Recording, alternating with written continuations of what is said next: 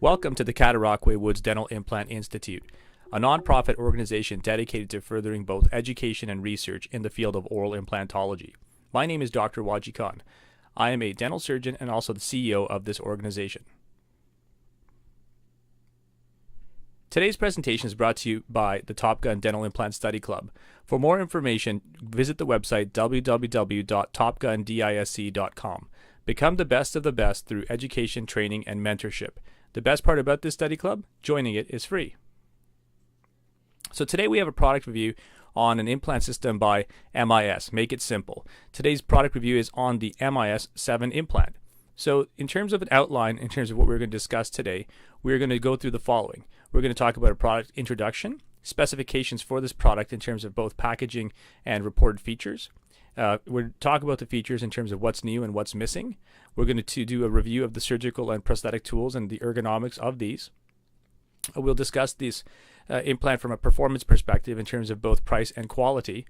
We're going to discuss some comparables or market comparables for this implant out there. We're going to talk about this implant as a case example, the most important part. How does this actually implement itself into an actual patient case? And then finally, summary and conclusions. So, product introduction. The MIS 7 implant claims to be one of the world's best-selling implants.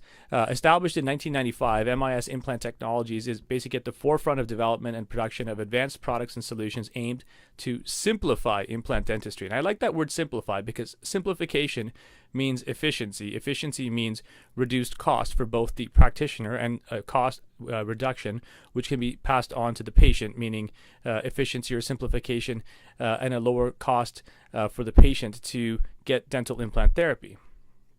So in terms of specifications for this implant, in terms of both product, packaging, and reported features, talking about just this implant in general, it comes in three standard platforms. There's a narrow, standard, and a wide platform for this implant. There are color codings for the actual titanium, so yellow is the narrow 3.3 millimeter platform. The standard purple is a 3.75 or 4.2 millimeter platform. And then finally, the wide, which is the green, is either a 5 or 6 millimeter platform. The picture on the right depicts some of these varying widths, and you can see there's some different lengths that this implant comes in as well. It comes from anywhere from a 6 millimeters all the way up to a 16 millimeter length implant. Packaging. So the one thing I can say with MIS is they're probably one of the most bulky packaged implants. But I mean, in all fairness, you do get a lot inside there. It's not like there are tubes which are inside these little boxes. I always say to my assistants, especially when we're doing a case where you got to place 6 to 8 implants, it's kind of like death by packaging. But in all fairness, there is a tube inside there which contains the actual implant and the cover screw. And there's also some other packaging that goes in there. Sometimes, or most of the time, you get the final drill. So there's a clean final drill to use, which is kind of neat, especially if you're doing a lot of implants, so you're not ending up having to use the drills out of the implant surgical kit. But you can also get like cover screws or healing abutments. I've seen temporary abutments that come along inside here as well. You can work with your rep to basically especially if you're buying a large quantity, to devise basically a product mix that's going to sort of like work with what you need. So packaging's pretty good. And here's the next picture, basically shows you what this bottle inside this box looks like. And inside that bottle, there's another container. So these things are fairly well packaged. There's no actual like a tinfoil seal or anything along those lines, but you can pretty much be guaranteed that once these things are packaged at the factory and go from a sterile environment inside the box and transport all the way through different parts of the world, that you're going to be getting very little contamination, if any contamination at all. So the inner tube basically contains the implant, and underneath the inner tube cap is the cover screw. We'll display that in the next photograph right here. You can sort of see. Well, first we're showing you the bottle. You open up this bottle, and basically inside there's another tube that also has the stickers for either your lab or for your referring dentist or just for the patient's chart.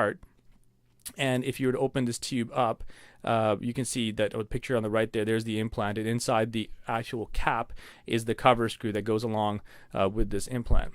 So in terms of the implant itself, it's basically an internal hex connection which implements, this is all information from the company, implements a perfect fit between the implant and the abutment, minimizing micro movements and reducing bone resorption. There's also a unique thread design. The interior body of the implant is significantly more tapered than the outline. This is achieved by deeper threads at the implant apex, which gradually become shallower towards the neck, resulting in horizontal bone condensing. In addition, the threads are sharper at the apex, gradually lessening towards the neck, and the unique thread design provides the implant with high insertion properties as well as vertical condensation of bone. 7 features a dual thread, which increases the bone to implant contact over the entire body of the implant. The dual thread doubles implant insertion rate, allowing for simpler and faster implant placement. The 7-thread design also contributes to its high initial stability properties. There's also micro rings in the coronal aspect of this implant, as there are micro rings in pretty much every implant company out there these days. But the purpose of these rings, or they say at the neck of the 7 implant, the micro rings significantly increase the bone to implant contact, avoiding bone resorption at the neck. In terms of surface treatment, pretty much you'll never see a machine surface implant again. We know that the roughened surface implants have a much better bone healing around them. What's kind of interesting though with peri-implant diseases and stuff is like there has been some people who've discussed maybe having implants with, say, a treated surface in the apical aspect of the implant and some sort of a more machine surface or polished surface in the coronal aspect in order to avoid things like peri-implant diseases. Well, that's a little bit beyond this product review. I just thought I'd throw that point out there. So 7 implants are sandblasted and acid etched. These surface treatments basically increase the implant surface area by creating both micro and nano structures and eliminating various surface contaminants along with a thorough cleaning process. The acid etching ensures a surface of high quality and purity. The combination of sandblasting and acid etching has also been proven to substantially maximize the bone to implant contact in numerous clinical and scientific studies. It also creates osteoconductive morphology, achieving superb osseointegration results compared with other surface treatment modalities. And they have a single-use final drill, as we discussed in the packaging. Each and every 7 implant is packaged and supplied with a sterile single-use stainless steel final drill. The drill is custom made in accordance with the specific geometry and design of the 7 implant. And by the way, these are specific to the actual length. So if you have the drill you get with the 13 millimeter implant is different than the one you get with the 10 millimeter implant. So this basically achieves an osteotomy that allows perfect positioning of the implant. And the final drill offers a simple, easier, and safer procedure, increasing success rates. In terms of raw material, all MIS material implants are made from the higher grade titanium. So this isn't like the bicycle, 2.5 alloy. This is the 6.4 alloy, the grade 23, which is the higher purity version of the titanium. And this specific type of alloy combines biocompatibility, excellent fatigue strength, and lowest elastic modulus, which basically makes this implant material superior to the titanium grade 4 and ultimate dental and medical titanium grade.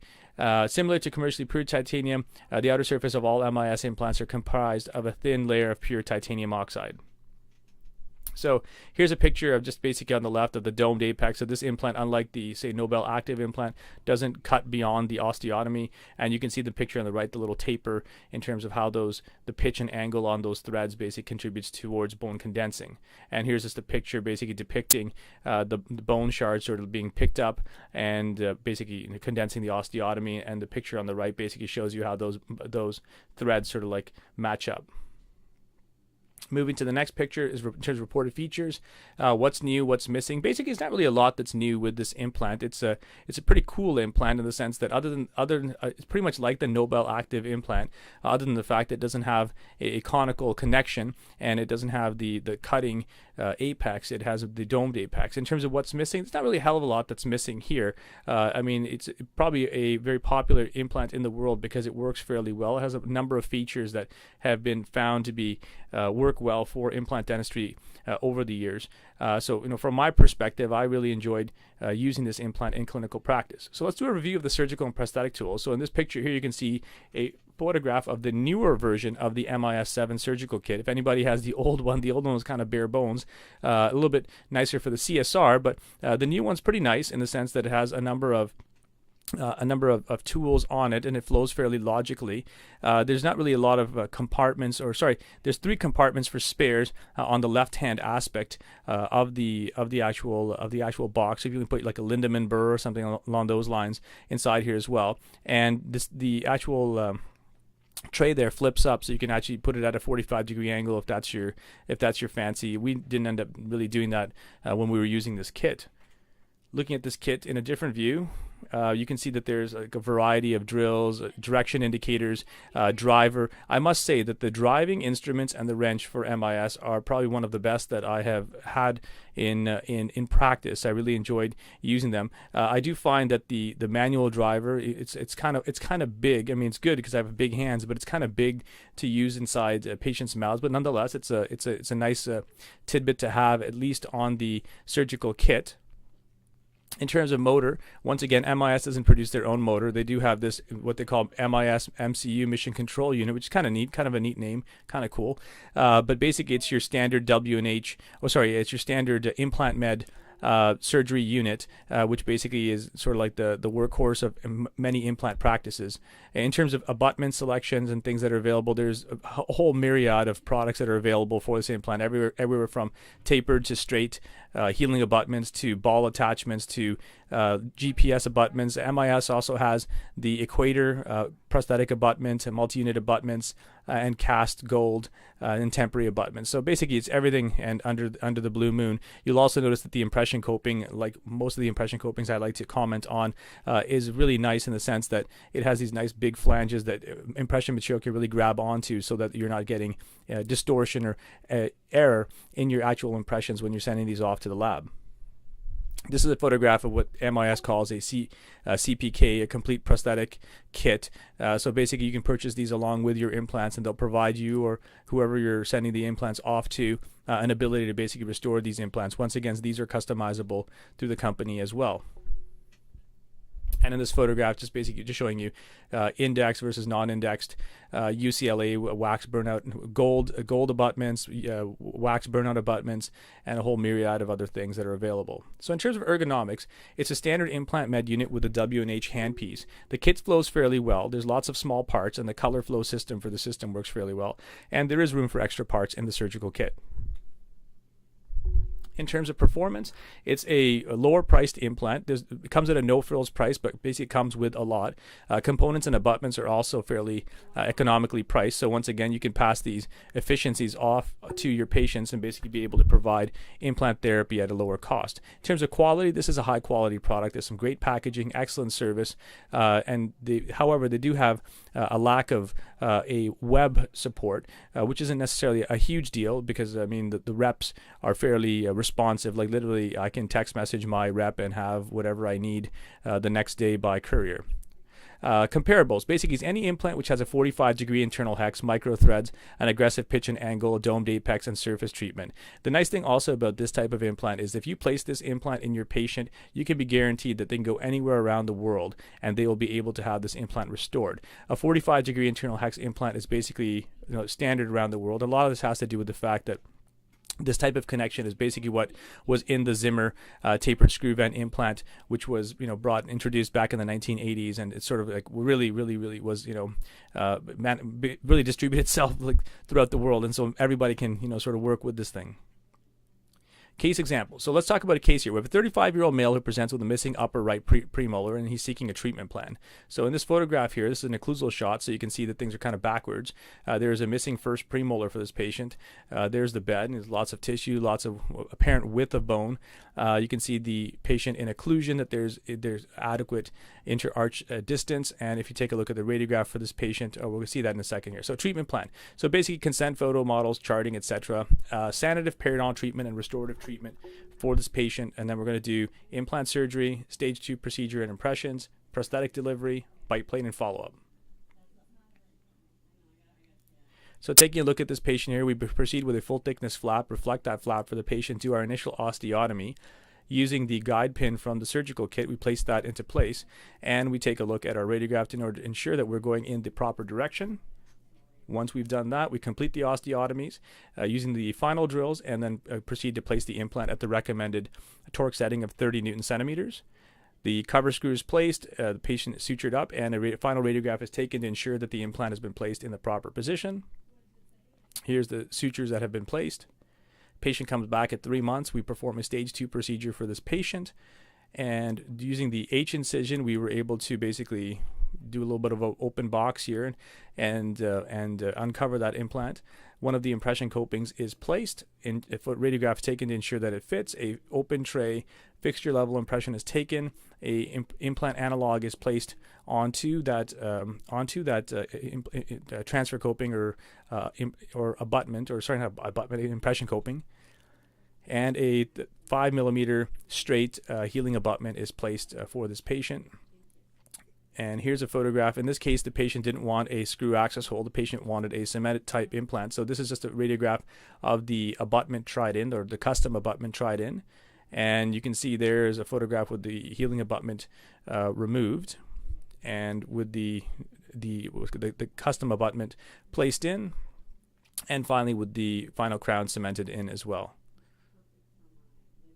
So summary. Basically, we talked about the MIS implant in terms of both product introduction, specifications, features, surgical and prosthetic tools, ergonomics, performance, price and quality, comparables, case example, and then finally summary and conclusion. So what's the conclusion on this product? Basically, it's a great product. It's easy to use. It's got some decent customer support. It's a tremendous value. So, I mean, one of the things people always ask me is, how do you do so many implants? Well, one of the reasons we can do so many implants is if you can offer implants at a lower cost.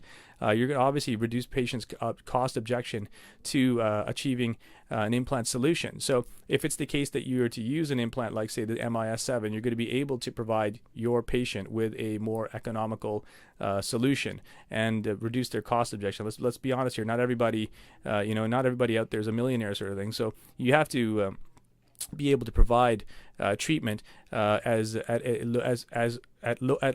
a low cost, if wherever possible. So here are a number of references that were used in the production of this video. And on behalf of the entire dental treatment team at the Cataraqui Woods Dental Implant Institute, I want to thank you for listening to our presentation.